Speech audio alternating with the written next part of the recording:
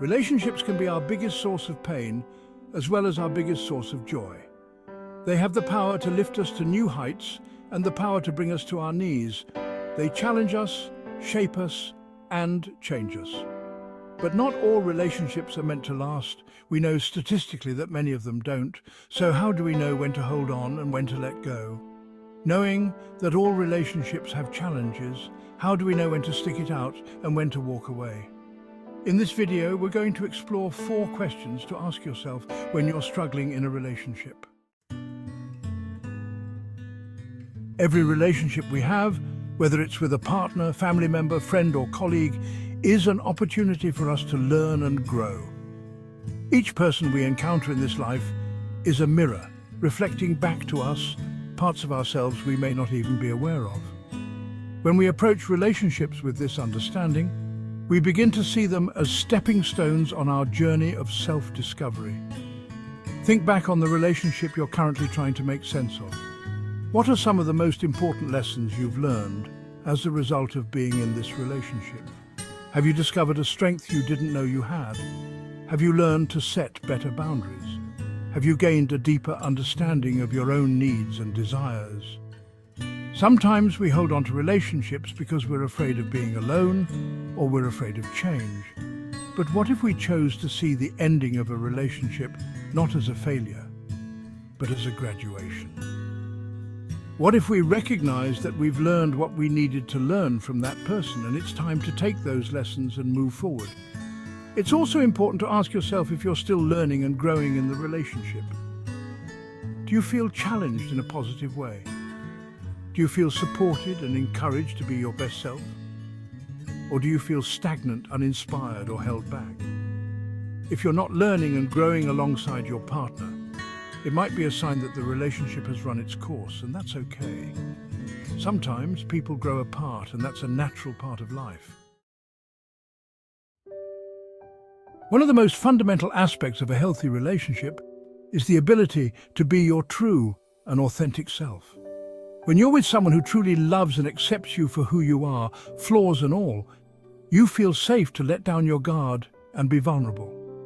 You don't feel the need to pretend to be someone you're not or hide parts of yourself out of fear of judgment. Think about the relationship you're in now. Do you feel like you can be your most authentic self? Can you share your thoughts and feelings openly and honestly without fear of criticism or rejection?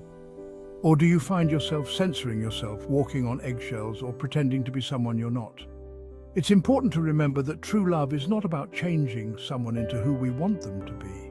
It's about accepting and embracing them for who they truly are, even the messy and imperfect parts. When we try to change our partners, we're essentially saying that we don't love them for who they are, and that can be incredibly damaging to the relationship. If you find that you're constantly trying to change your partner or that you're not being your true self in the relationship, it's important to have an honest conversation with yourself and with your partner. Ask yourself why you feel the need to change them, and ask yourself if you're willing to accept them for who they are. Remember, a relationship built on anything less than authenticity is built on shaky ground.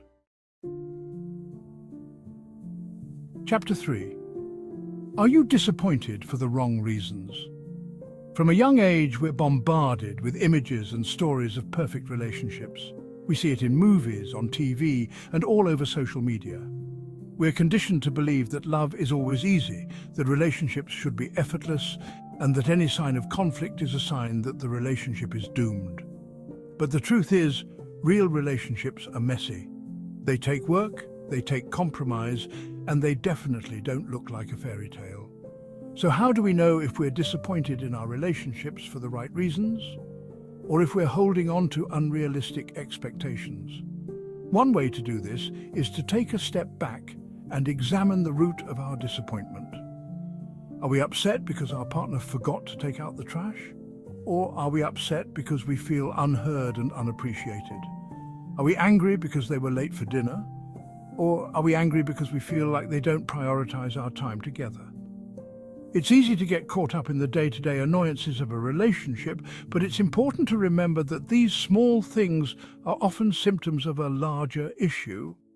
If we're constantly feeling disappointed or let down, it's worth exploring whether our expectations are aligned with reality. It's also important to remember that no one is perfect, not even our partners. We all make mistakes, we all have flaws, and we all have areas where we can grow. If we go into relationships expecting perfection, we're setting ourselves up for disappointment. Chapter 4. How much are you both investing? Relationships are like gardens. They require constant care, attention, and nourishment to thrive. When we stop putting in the effort, they begin to wilt. One of the most common reasons why relationships fail is that one or both partners stop investing the time and energy needed to keep the connection strong. Think about the relationship you're in now. How much are you both investing in the relationship? Are you both making an effort to spend quality time together? Are you both putting in the effort to communicate effectively and work through disagreements? Or have you both fallen into a pattern of taking each other for granted? It's easy to let life get in the way of our relationships. We get busy with work, with kids, with our own individual pursuits, and sometimes our relationships fall by the wayside. But it's important to remember that relationships require effort, and if we want them to last, we need to be willing to put in the work. This doesn't mean that we need to be spending every waking moment with our partners, or that we need to be making grand gestures all the time. It's often the small, everyday acts of love and kindness that make the biggest difference. Outro: making the decision. While these are some helpful guidelines to start with, every person's scenario is different. If someone is being abused physically or mentally in a relationship, they should absolutely end the relationship and seek help right away. There is no foolproof way to know if a relationship is meant to last forever. The most important thing is to search your heart and soul and ask yourself the difficult questions. A healthy relationship is one where there is constant growth, open transparency, and a commitment of time and effort by both partners. Make your relationship work or leave the relationship, because the bottom line is that life is too short to be unhappy. Focusing on these 4 areas can help make it clear when it's time to move on from a relationship that just isn't working, or if it's a relationship that can stand the test of time.